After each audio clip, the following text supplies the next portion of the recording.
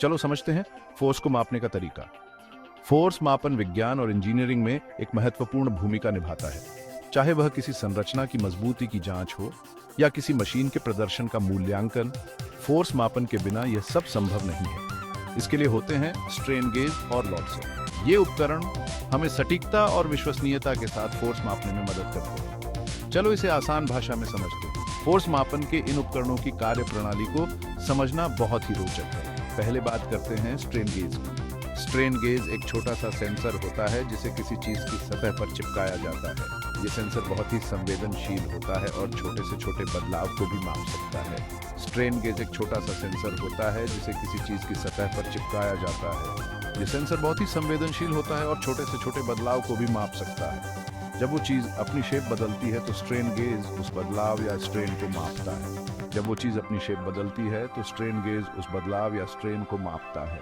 ये मापन electrical resistance के जरिए होता है। जैसे ही चीज का आकार बदलता है, स्ट्रेन गेज में रेजिस्टेंस भी बदलता है, जिससे हमें पता चलता है कि कितना फोर्स लगाया गया है। कैसे?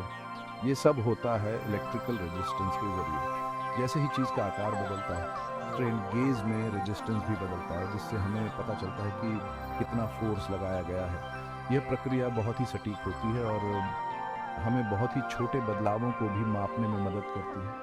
जैसे ही चीज का आकार बदलता है, स्ट्रेन गेज में रेजिस्टेंस भी बदलता है, जिससे हमें पता चलता है कि कितना फोर्स लगाया गया है।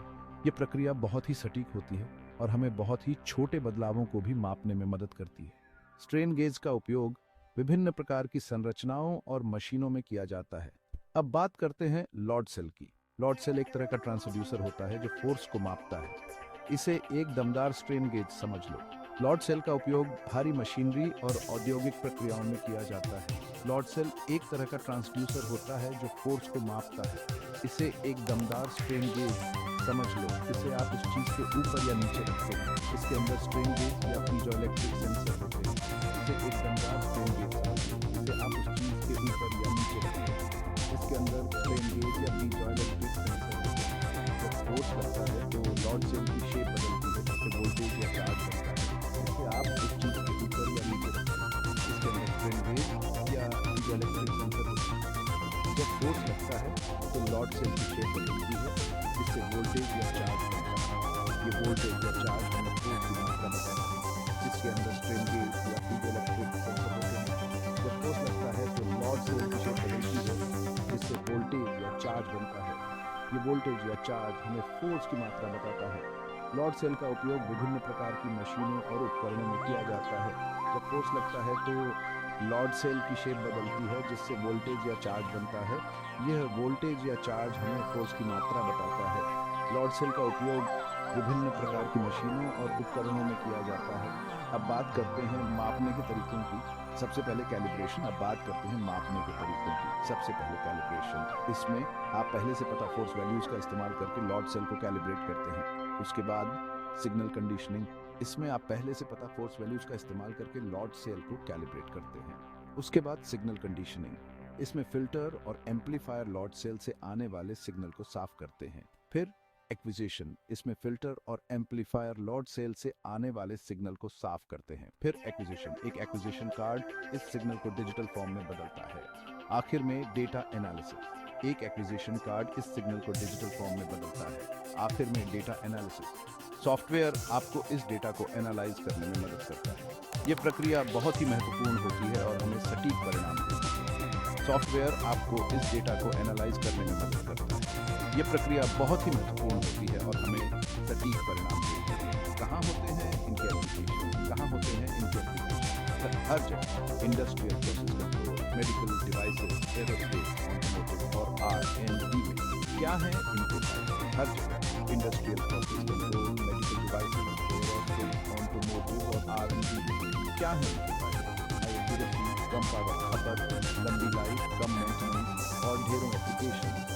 हाई एक्यूरेसी, कम पावर खपत, लंबी लाइफ, कम मेंटेनेंस और ढेरों एप्लीकेशन। कितने प्रकार के होते हैं लॉर्डसेल? कितने प्रकार के होते हैं लॉर्डसेल? स्ट्रेन गेज, पीजोइलेक्ट्रिक, कैपेसिटिव और इंडक्टिव। हर प्रकार का लॉर्डसेल अपने आप में अनूठा होता है और विभिन्न प्रकार की मापनों के लिए उपयोगी होता है। स्ट्रेन गेज, पीजोइलेक्ट्रिक, कैपेसिटिव और इंडक्टिव। हर प्रकार का लॉर्ड सेल अपने आप में अनूठा होता है और विभिन्न प्रकार की मापों के लिए उपयोगी होता है। कितने प्रकार के होते हैं स्ट्रेन गेज? कितने प्रकार के होते हैं स्ट्रेन गेज? वायर, फोल्डेड, सेमीकंडक्टिव और पीजो रेजिस्टिव। हर प्रकार का स्ट्रेन गेज अपने आप में अनूठा होता है और विभिन्न प्रकार की मापनों के लिए उपयोगी होता है। वायर, फोल्डेड, सेमीकंडक्टिव और पीजो रेजिस्टिव। हर प्रकार का स्ट्रेन गेज अपने आप में अनूठा होता है और विभिन्न प्रकार की मापनों के लिए उपयोगी होता है। तो ये थी पूरी जानकारी स्ट्रेन गेज और लॉर्ड सेल फोर्स मापने के अनसंग हीरो। इन उपकरणों के बिना हम सटीक और विश्वसनीय फोर्स मापन नहीं कर सकते। इनकी मदद से हम विभिन्न प्रकार की संरचनाओं और मशीनों की मजबूती और प्रदर्शन का मूल्यांकन कर सकते हैं। स्ट्रेन गेज और लॉर्ड सेल फोर्स मापने के अनसंग हीरो। इन उपकरणों के बिना हम सटीक और विश्वसनीय फोर्स मापन नहीं कर सकते। इनकी मदद से हम विभिन्न प्रकार की संरचनाओं और मशीनों की मजबूती और प्रदर्शन का मूल्यांकन कर सकते हैं। इन उपकरणों का उपयोग विभिन्न प्रकार की मापनों के लिए किया जाता है और ये हमें सटीक और विश्वसनीय परिणाम देते हैं।